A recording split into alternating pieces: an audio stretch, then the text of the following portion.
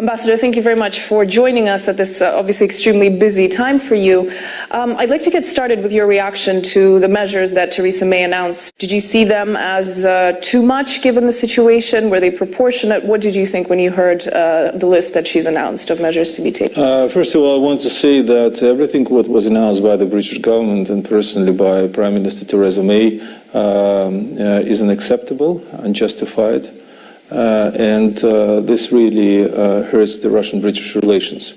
Of course, the measures are very strong because we're talking about the expulsion of the 23 Russian diplomats. This is 40% of the diplomatic staff of the embassy. And of course, it will definitely make the activity of the embassy quite difficult. But this is the new reality, so all these people have to leave by the 21st of March. They got only 1 week. But this is life, and the embassy will function as usual, but of course in a little bit reduced staff. What did you make of comments? We heard UK Defence Secretary Gavin Williamson speaking, and he used quite unusual, I would say, language for diplomacy, where he talked about Russia needing to go away and, as he put it, shut up. Do you think this is conducive to the situation, or is this kind of how things will be from now on? No, well, it's difficult to say, but I have some reservations about the political culture and the way how the discussion is going on. And of course the way how the Minister of Defense is putting his views, well, quite surprising for us. But this is the new reality, new political culture in the United Kingdom. But we hear this kind of statements, all the time in the Parliament from the British officials. For the Russian ear, it's and for the ear of any diplomat in the world, it's a little bit shocking. But when you live here in London, for a while, you can get used to this. When you first learned of this story, because this has only gone on for just over a week now, and it seems to have snowballed so much, and events unraveled so quickly. When you first heard of, this story with a double agent and his daughter, did you expect this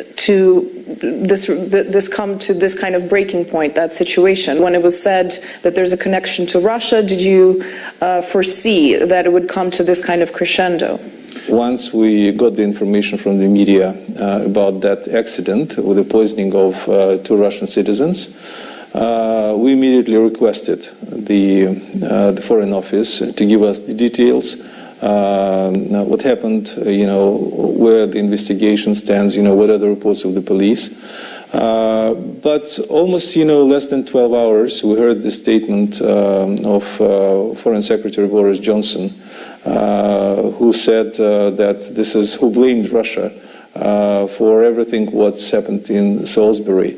And for us, that's really, surprised me, because, the investigations just started. And the member of the government is blaming the other states. It's quite a serious, let's say, blame without any evidence.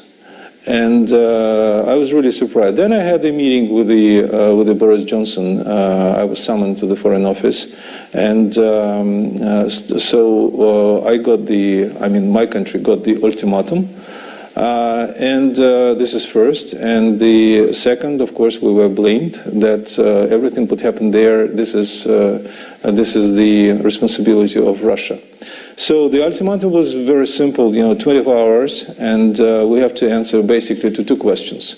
The first question is we have to confirm or deny that let's say, substance, and as Boris Johnson put it, this is under the British classification, this is A234. So basically this is based on their calculations, this is the name of that substance. Because we don't have any, let's say, access to this substance, that's why we have to trust the classification of the British.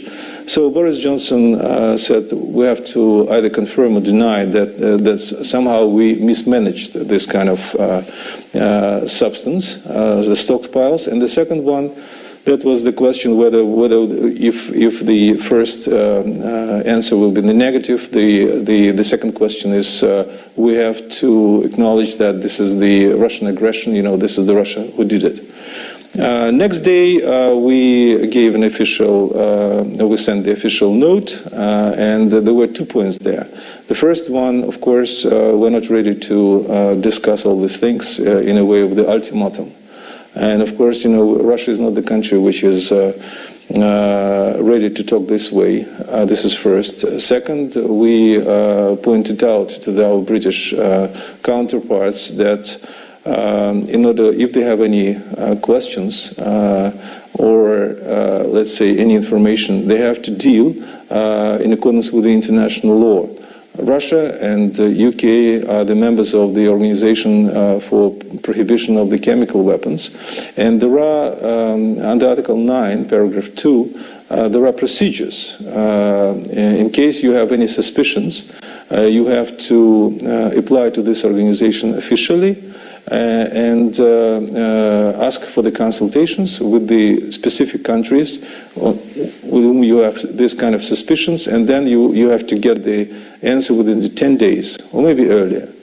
And if you are not satisfied with the answer, then you have special procedures where the organization itself will be switched to this process. So instead of that, the British side decided just to talk to us, in a way of the ultimatums.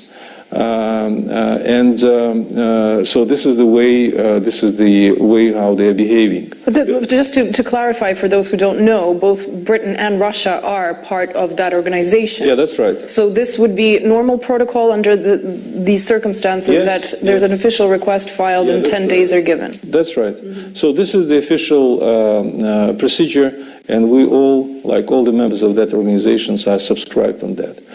But since we are blamed that this, under the British classification, Agent A234 is the Russian origin, we asked the British side officially by note to share the samples of that in order to make our own conclusions. And we were denied. So that gave us additional suspicions about the policy. Was there a reason given as to why? No, they said just no. We're not going to give you anything. And Boris Johnson has said that they are going to send a sample to the OPCW, but not to Russia. That was later. That was later. So basically, of course, we're welcome to, let's say, to send this to the organization. But still, I just spoke to our ambassador to this organization, and he said that so far the organization didn't get any formal request from the British side. It means that I don't know how they're going to act, but for the time being, no official procedure was launched. And this is another, let's say, very suspicious behavior of the British side. So all the investigation about the Skripal is classified. We don't have any information. We don't have any access. Nobody saw even the pictures of that people in the hospital, whether they're alive or maybe they are just in a good health. So nobody talked to the doctors. There is absolutely no transparency in this case, and this worries us.